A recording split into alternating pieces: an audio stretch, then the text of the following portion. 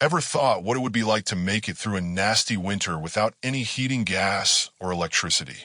Oddly enough, the most efficient methods for staying warm come from one of the finest communities in the art of simple living, the Amish. For generations, families have stayed warm through some very brutal winters with no reliance on modern technology and no expensive heating bills. When it comes to keeping warm, the Amish are superb at layering. They begin with their famous quilts and wool blankets.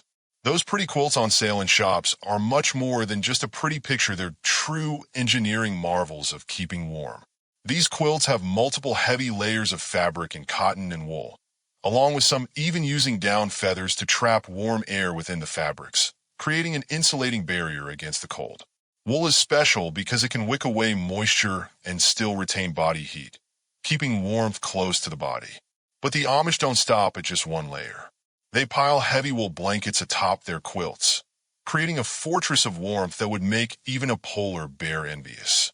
To complete their cozy ensemble, they don long wool pajamas or flannel nightgowns, leaving no exposed skin to lose precious body heat.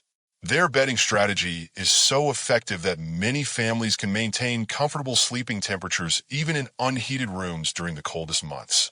But during the day, the house must be heated, and the Amish have an oft-overlooked solution: the masonry heater, also called the Russian stove. This outstanding old-world engineering performance is far superior to all the most modern heating systems because of its ability to absorb and radiate heat well. Far from being a typical fireplace, these resemble beautiful room dividers made from brick or stone. The channeled air pours inside, which makes the warm air swirl with the masonry so that all of it acts like a sort of a thermal sponge for soaking up warmth. Even hours after the actual fire has diminished, these radiators can actually warm up during the next 24 hours a gentle, diffuse heat that actually doesn't feel nearly as hot blast of air would do. Masonry heaters are also incredibly efficient with wood. While traditional wood stoves may require constant feeding, Amish families can maintain comfortable temperatures with surprisingly little firewood. Just one good burn in the morning can keep their homes warm throughout the day. Of course, these heaters require maintenance, but Amish families take care of this during the summer months when the stove is temporarily inactive. These heaters also become the heart of the home, being a gathering place for family and friends during frigid winter evenings where warmth radiates through the room. To ensure that this heat doesn't escape, the Amish employ ingenious insulation methods, using materials like dried corn cobs for wall insulation and sheep's wool to regulate temperature. Their draft-finding technique would impress modern energy auditors. With a simple candle test, walking around with a lit candle to spot cold spots, they can easily find areas needing attention. They even use a penny test for window seals, addressing any issues promptly. Heavy quilted door curtains and door snakes, long fabric tubes filled with feed corn, serve as guardians against drafts, while temporary storm windows made from reclaimed barnwood provide extra protection during harsh weather. For floor insulation, the Amish employ braided rag rugs that are strategically woven to be thicker in high-traffic areas. Root cellars are carefully placed to take advantage of the earth's natural warmth, and straw bales around foundations create barriers against bitter winter winds. Small gaps are filled with a mixture of sawdust and lime, effectively sealing drafts without the need for modern materials. The Amish engineer their homes with the intent to allow natural convective flow. Thus, many open stairwells act like highways for air, with warm air allowed to rise as it would freely in nature and circulate quickly. Interior doors are often open during the day to allow unmolested air paths for warm air to easily flow.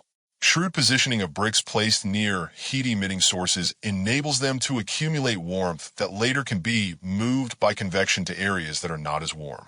Another surprising source of warmth is candlelight. One candle can heat a small room, and families are strategic about how they place these oil lamps and candles around the house to supplement heat. The flickering flame is not only warmly inviting, but can also add warmth on these winter evenings when temperatures drop. Cooking is also part of their heating approach.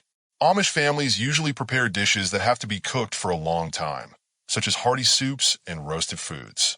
The gentle heat from a bustling cook stove heats the house well, and it is the comfiest room in the house.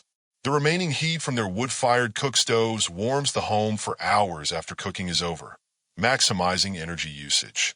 While some Amish communities do use gas heating, they do so with remarkable restraint, treating it as an emergency measure rather than a primary source of warmth.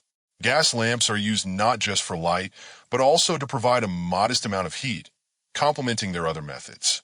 Finally, a perfect example of resourcefulness would be the use of natural sunlight in heating the houses of the Amish. Through planning their interiors and windows in south-facing aspects to maximize the admission of sunlight during the day, they capture free heat and store it. Walls that are constructed using thick stones or bricks close to these windows function as thermal batteries, warming them long after sunset has occurred. In looking at all these methods, it becomes clear that the Amish approach to staying warm is about more than just avoiding modern technology. It's about understanding and working with natural principles, using resources wisely, and maintaining a connection with nature's rhythms.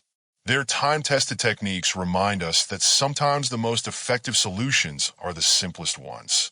Maybe there's something we can all learn from their thoughtful, sustainable approach to heating, respecting tradition and the environment at a low cost and high comfort.